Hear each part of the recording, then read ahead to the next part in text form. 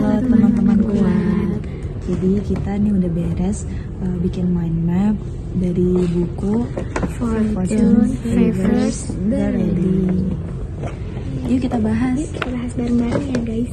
Jadi di buku ini dijelaskan bahwa manusia memiliki 4 potensi, yaitu potensi otak, potensi emosi, potensi fisik, dan potensi spiritual. Potensi emosi sendiri, menurut Daniel Goleman, emosi adalah setiap kegiatan atau pengelolaan pikiran, perasaan, nafsu, serta setiap keadaan yang meluap-luap. Ahli lain juga menjelaskan bahwa emosi adalah perasaan yang intens kepada seseorang atau sesuatu, dan emosi ini adalah merupakan reaksi pada sebuah objek. Kecerdasan emosi atau emotional quotient merujuk pada kemampuan mengendalikan perasaan diri sendiri serta perasaan orang lain.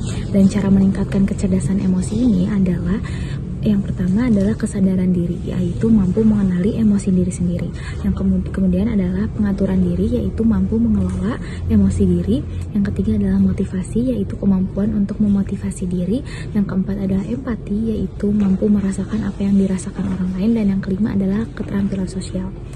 Kemudian Howard Gardner berpendapat bahwa ada 8 jenis kecerdasan, yaitu yang pertama adalah kecerdasan linguistik, yang kedua adalah kecerdasan matematis atau logis, yang ketiga adalah kecerdasan visual atau spasial, yang keempat adalah kecerdasan musikal, kelima adalah kecerdasan fisik, keenam adalah kecerdasan interpersonal, ketujuh adalah kecerdasan intrapersonal, kedelapan adalah kecerdasan naturalis. Selanjutnya ada potensi emosi. Jadi menurut teori otak triun, otak manusia itu dibagi menjadi 3. Yang pertama neokortex, yaitu topi otak.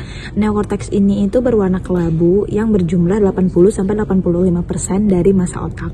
Fungsinya itu untuk kita berbahasa, berpikir abstrak, memecahkan masalah, menyusun rencana, dan bergerak dengan baik.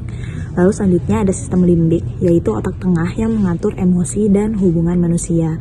Bagian ini juga bisa dibilang sebagai otak sosial dan emosional. Lalu selanjutnya ada otak reptil. Otak ini itu yang paling sederhana dan fungsinya itu sebagai mekanisme pertahanan diri dan menguasai detak jantung dan juga sistem peredaran darah. Nah, ada nih 6 strategi belajar untuk melatih kemampuan otak kita. Yang pertama itu belajar persesi, yang kedua ada belajar bertahap, yang ketiga ada ucapkan dengan suara keras, yang keempat ada mencari kaitan, yang kelima ada konsentrasi, dan juga yang keenam itu mengulangi materi yang sudah kita pelajari. Nah, selanjutnya ada potensi fisik. Menurut Goldman and Smith menyatakan bahwa penampilan diri kita itu mempengaruhi bagaimana diri kita yang sebenarnya. Gimana sih cara kita meningkatkan potensi fisik di dalam diri kita? Yang pertama, kita bisa selalu berpakaian rapi.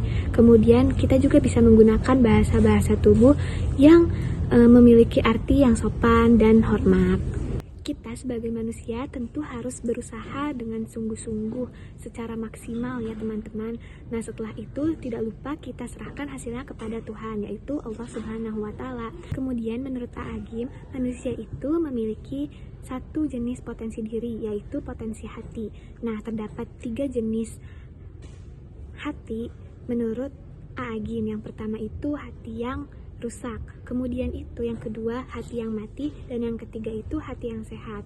Jadi teman-teman, kesimpulannya adalah jika kita mendekat 1 langkah saja kepada Allah Subhanahu wa Ta'ala, maka Allah akan mendekat kepada kita sebanyak 1000 langkah. Nah, selanjutnya kita bakal bahas nih dari buku Tukang Kayu dan Pilar Kesuksesan. Oke, dari buku ini sebenarnya ada banyak cerita yang sangat memberikan kita begitu banyak inspirasi ya.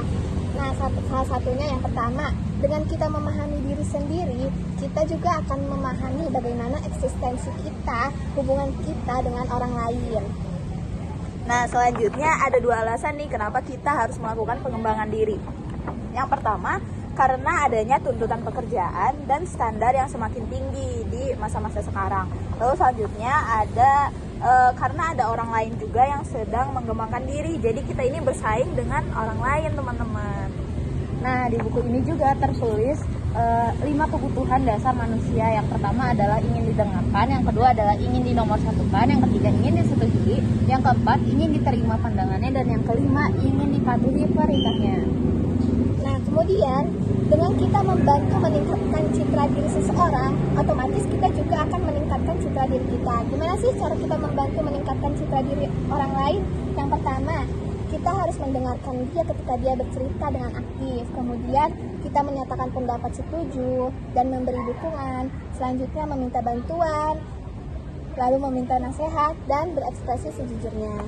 Nah, ada nih menurut David J. Lieberman, dia itu berpendapat gimana sih cara pendapat itu biar diterima sama orang lain, biar bisa diterima oleh orang lain. Yang pertama, orang lain itu mengetahui bahwa yang dibicarakan tidak rumit. Jadi kita harus berusaha untuk pendapat kita itu bisa dimengerti oleh orang lain.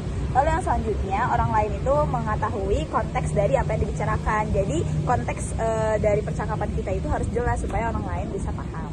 Nah, ada istilah baru nih teman-teman. Dari Ari Ginanjar Agustian menyebutkan bahwa God spot adalah sebuah titik kecil di otak manusia yang mewadahi sifat Tuhan. Dan ada intuitive ability yang dikemukakan oleh Denny Irawan adalah sebuah kemampuan ketika dalam keadaan terdesak. Nah, itu dia pelajaran yang bisa kita ambil dari buku Tukang Kayu dan Pilar Kesuksesan. Terima kasih.